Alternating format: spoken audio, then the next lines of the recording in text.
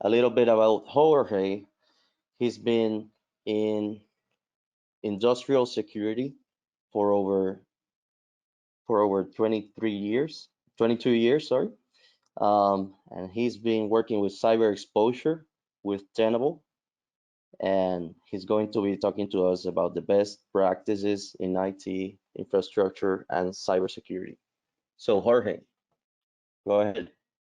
Thank you, Ernesto. I don't have the share my screen button. Here we go. Hopefully that'll work. There we go. Screen 2, show my screen. Hopefully you guys can see my screen now. Yep. Excellent, excellent. So yeah, thanks, Ernesto. And yeah, I've been in IT for a couple of years now, and focusing on cybersecurity for the last 5 to 10 years. I'm working with Tenable for the last 2.5. I started the region for Tenable almost 2.5 years ago.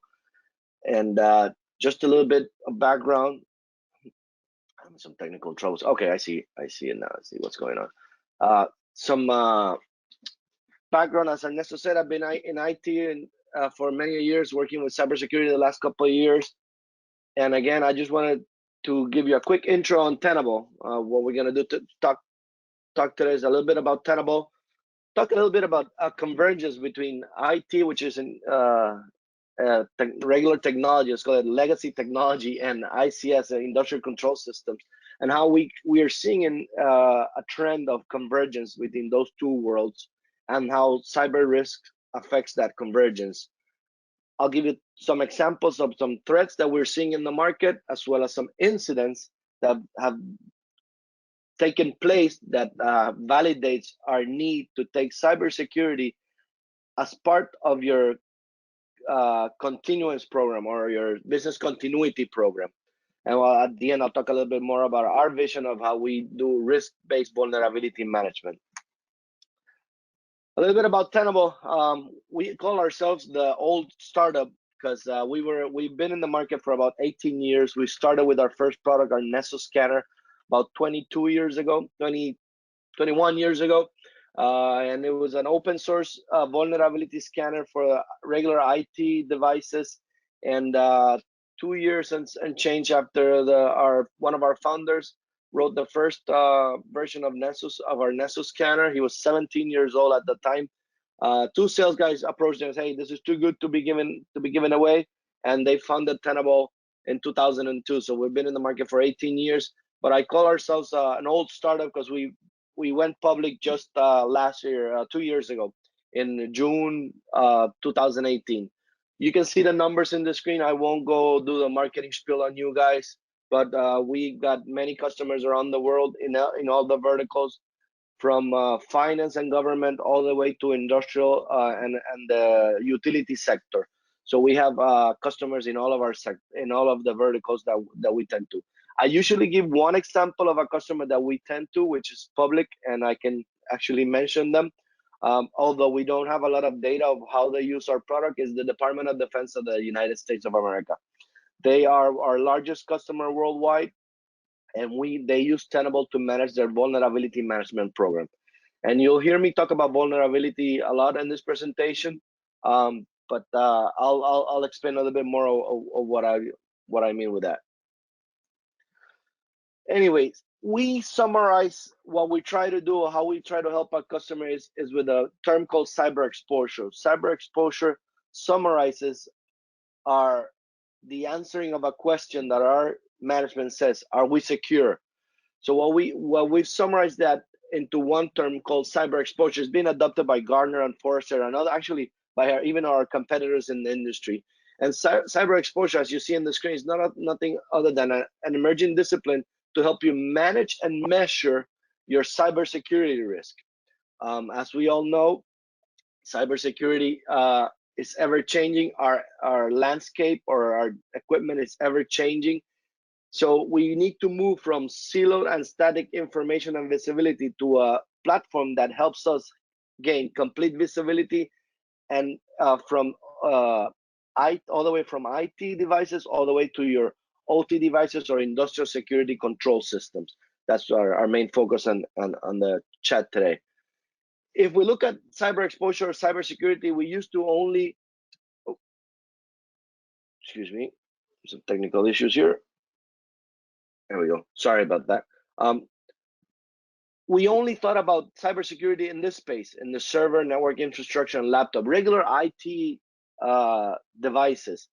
Then a couple of years ago, we started talking about the cloud. Hey, cloud. So we need to attend to cybersecurity within the cloud, our web application. Everybody's doing everything on an app today, and with this the global pandemic thing, I think the delivery guys and anything we can do with the app is being well used nowadays. But not a lot of companies. This is the main differential between Tenable and other providers in the market, is that we look also at ICS or industrial control systems as part of that ecosystem.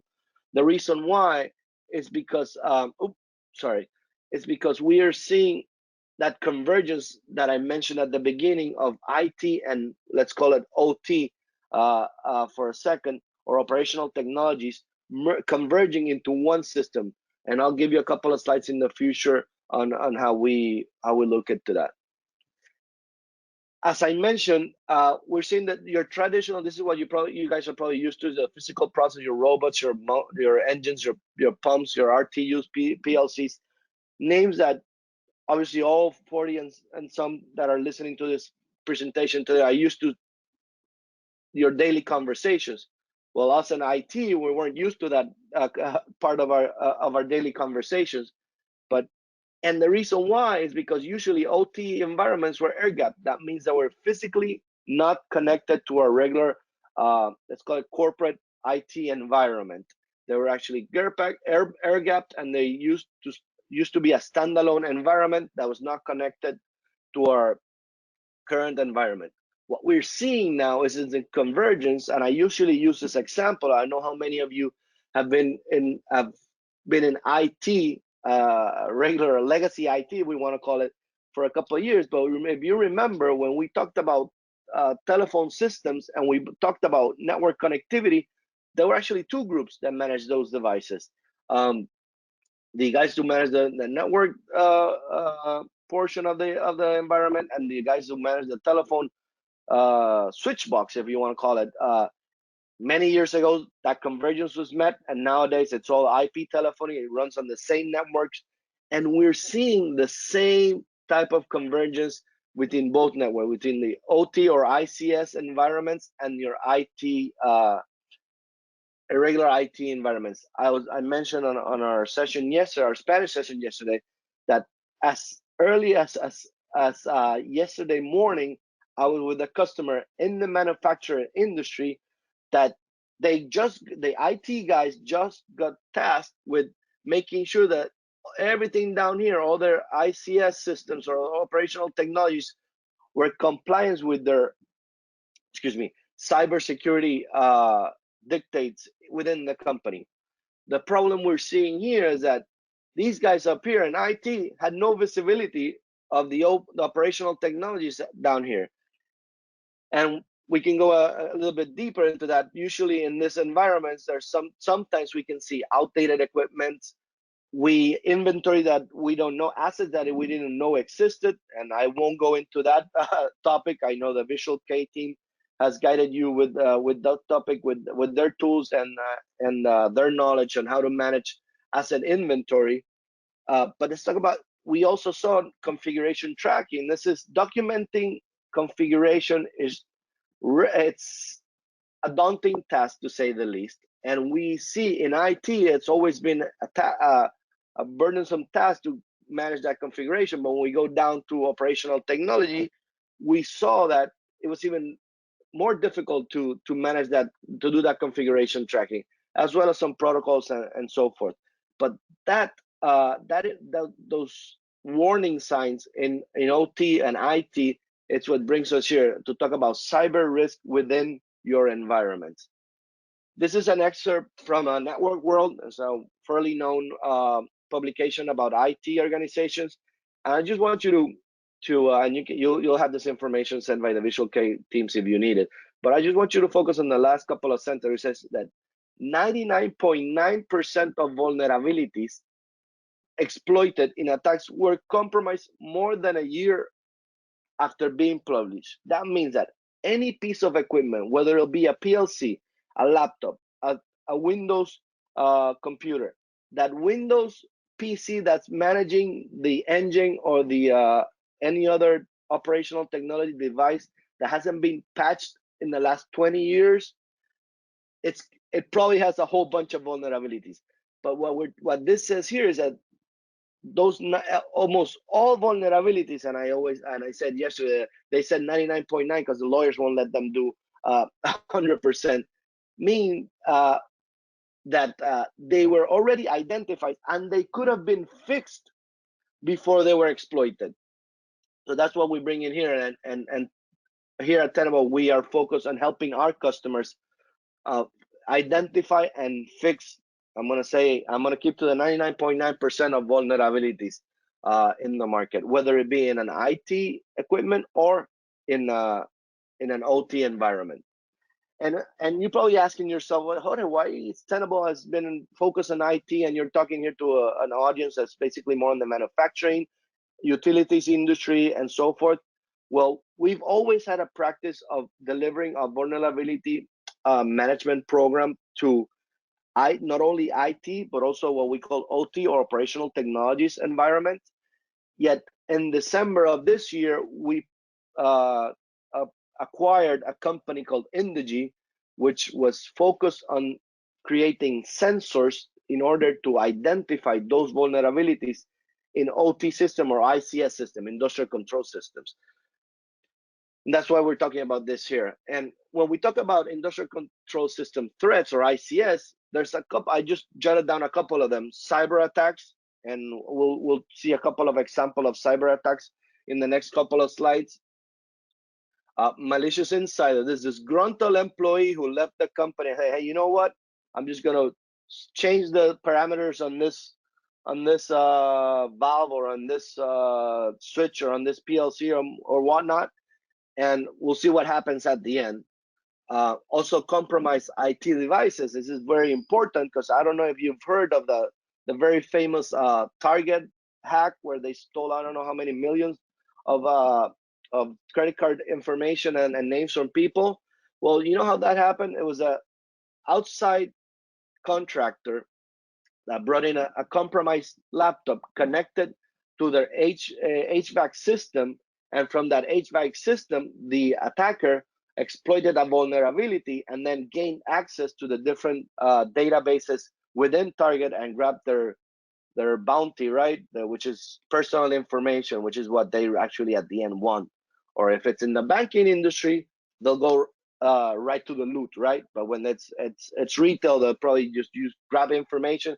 Just to give you an idea, $150. That's what each one of us is worth in the dark web.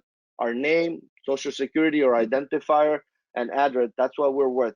So if they steal 1,000 of them, you do the math. If they steal 10,000, keep on going. So that's what they're looking for, just uncompromised IT devices. And human error, it's always going to happen. So what we try to do is identify the vulnerabilities, whether it be created by a system not up to date, by somebody purposely, or by negligence or human error. Let's talk a little bit more about cyber incidents and a couple of examples of those. If you see in this graph, we see that 2010, it starts in 2010. I didn't want to give you a history lesson on this session, but in 2010, it's when it was actually identified. It was supposedly known that it was in place since about 2007. The Stuxnet. It was the Israeli and U.S. coalition to stop an Iranian uranium enrichment centrifuge plant, and they were successful just by hacking into the plant, introducing Stuxnet, which is a worm or a malware, introduced into their system, and they were able to stop the actual uranium enrichment process by hacking into the system. And there's a whole bunch of other examples in this slide, but I just wanted to give you a heads up, like, hey, no, we're an OT, we're in the energy industry, we won't get hacked, nothing's gonna happen to us, it's just for IT. we're on operational technology. So our ICS systems are, well, you know what? It's happening. WannaCry hit operational technology systems. Locker Go, I'll go into that example. Oh, I thought I had it here, but anyways, hopefully it's in the next slide. But let me take a look at the cyber incidents. Again, there's a couple of examples, dated examples, but I want you to look on the right-hand side of the slide. It's like when there was an incident, the victim's existing emergency response plan focused on threats to physical safety and not cyber incidents. The reason the guys at Visual K invited me for this call is like, hey, you know what? In OT or operational technologies or people that manage industrial control systems, we're not used to talking about cyber incidents. Yet we're not prepared. We don't have emergency response plans that include cyber attacks as a risk, and more importantly, the knowledge. The victims cited gaps in their cybersecurity knowledge. Of course, we're used to making sure that the PLC works correctly, that engine is working, that valve is opening and closing at the right time, but we're not thinking, or we're not used to talking about somebody hacking into our system and with a cyber attack and making the system malfunction based on that. Again, Lisa, you'll get some information on this. I'm trying to get so let me go backtrack here. I'm checking on the time. I want to make sure I don't go over. Another example I wanted to bring here, if the Locker Goga in 2019, there's a company, an aluminum manufacturing company, that in March 2019, the Locker Goga malware was inserted into their system and it halted production. This is not 10 years ago, as I mentioned, or 10 years ago. This is a year ago. And there's more examples from this year if we want to get the, but you know how much the stop in production cost that company? $40 million worth of production just because a malware was introduced into their system, and with that malware, the cyber criminals were able to stop production in their system. And by the time they were able to get back up and running, they had lost $40 million. So we're talking about dollars and cents here. We're not talking cybersecurity just for the fun of it. Hey, you know what? I'm cybersecure. I have a vulnerability management program. We're talking about actual money that is lost because we actually don't prepare for cybersecurity risks that we're seeing in our environments. So here at Tenable, what we do is we refocus our vision on vulnerability management. We call it risk-based vulnerability management. The idea is that an asset has a criticality rating, and the vulnerability also has a priority rating. So what we bring to our customers is the idea of making sure that we're focusing on the correct assets that are the ones that are money makers for the companies, and to focus on the vulnerabilities that are more likely to be exploited. When we identify vulnerabilities, my customers come, depending on their environment, for a couple of hundred to a couple of 100,000 vulnerabilities we can see in an environment. So sometimes we're not able to fix all of them. But what we need to do, what we do is help our customers focus on the assets that are more important for the company and the vulnerabilities that create the most positive impact in risk reduction within our environment. And our conversation here today has one goal at the end, is to help you understand that we can adapt and extend those IT controls that the information technology guys have been doing for the last 10, 15, 20 years into your OT environment. Obviously, asset management, again, I won't go into that. You guys are more than well served with the Visual K team and their tools and their knowledge. But the vulnerability management portion is that is where we can help, or what you actually need to educate or grab some more information about, included in your risk assessment and your business continuity plans. Because you know what? The Department of Homeland Security has identified as the next possible terrorist threat, not another very sad event like September 11th, right? They're focusing on the next terrorist event in being a cyber event that might impact, whether it be a railroad system, an energy plant in a country, or financial markets in a country, without a single shot being by redundancy being shot, or anybody quote unquote killed. That's what they're looking, because we all know if they mess around with some of your equipment, lives are at stake. I usually tell my customers in the banking industry, like if you mess up with cybersecurity, worst case scenario, you lose a lot of money, but nobody dies. When we talk about cyber risk within the operational technologies and your industries, yeah, some of you guys might lose just only money, but some of you guys, it might cost lives if somebody hacks it and purposely misconfigures any of your equipment to do harm. Anyways, when we talk about cybersecurity, and I'm going to go a little bit faster because I know I'm running out of time. We talk about a couple of things. We bring into the table threat detection. Hey, you know what? Let's look at my environment, Jorge. Let me look at all my ICS systems, my industrial control systems. Let me look and see where my threats are. What are my risks within? Help me with some tools that I can help me mitigate those risks. Manage my configuration and audit trails. This is very important when we're doing the forensics. We help our customers with audit trails. Hey, you know what? When we talk about industrial security, we can look into, hey, who changed the parameters? Who did this? Who did what? We can help out with that also. The only thing when we talk about cybersecurity and cyber risk, it's not a one-stop shop or a one-shot deal, right? It's not like, okay, Jorge, come on in, get this done, and see you when I see you, right? No, it's actually a cycle where we have to first discover everything that's connected within my environment. I've given lots of presentations from banking to government agencies around the world, around my region, not the world. I do Central America and the Caribbean region. And the first question I ask is, who knows everything that's connected within their network? Nobody raises their hand. Not even the most mature IT departments within my customers know everything that's connected. That's where we come in. We'll help you discover everything that's connected within your environment, assess the vulnerabilities and misconfiguration within those equipment, help you focus on which one you need to prioritize and get fixed first. Again, when we do this as the discovery and assessment, you'll see the numbers are staggering of what we see in our customer environments, and we'll help you prioritize on what to fix first. Then this is all up to you guys. We'll tell you what and when and how, what to fix first, but then you guys need to fix it. You need to update the system. You need to patch the system. You need to upgrade the system. Let me ask you a quick question, a rhetorical question. You probably have a whole bunch of PCs managing industrial equipment.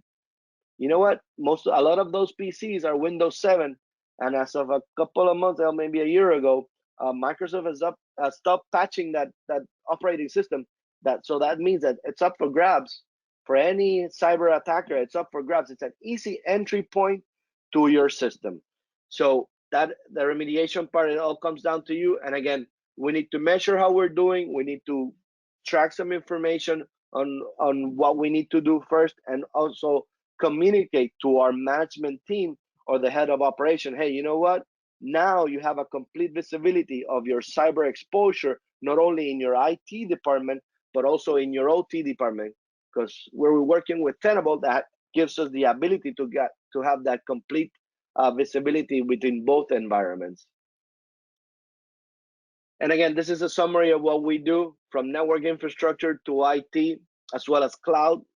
Like I had a question yesterday about cloud. We do the same thing. If you have services provided via the cloud, infrastructure that is sitting in the cloud, we are an approved vendor for AWS, Google, or Azure cloud services. We can do that. And we have our scanners to do the IT department. And what we do for OT, we don't call it scanning. We do active querying. We talk the PLC's language and ask them, what's your operating system? What are your patches? What version you are in? To make sure that there are no vulnerabilities to that system, and inform that information to you guys via dashboards, live dashboards, where you can see where you are today and what you need to do to reduce that cyber exposure, we have a tool called Lumen, which summarizes all this technical stuff that I just mentioned into what we call a cyber exposure score that we usually give to upper management C-level. Say, hey, you know what? Our cyber exposure score is going to be under 500. If you see that dial go over 500, 0 being perfect, 1,000 being the worst.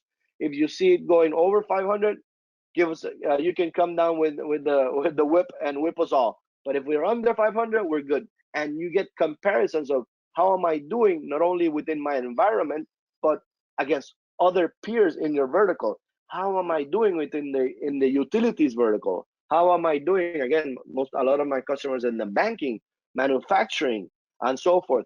So that summarizes everything into one single cyber exposure score, something that non-technical, non-operational guys can understand.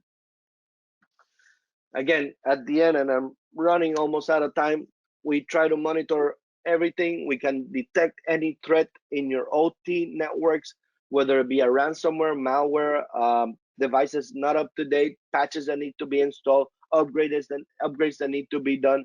And what we're doing soon is not only identifying all that. If there's a system that we cannot upgrade for X, Y, or Z reason, if you have other measures in place to protect that system, we can inform that to our platform, and it'll take that into consideration and say, hey, you know what? Even though this Windows 7 PC that manages this robot cannot be updated because the software in it, we can't update that PC.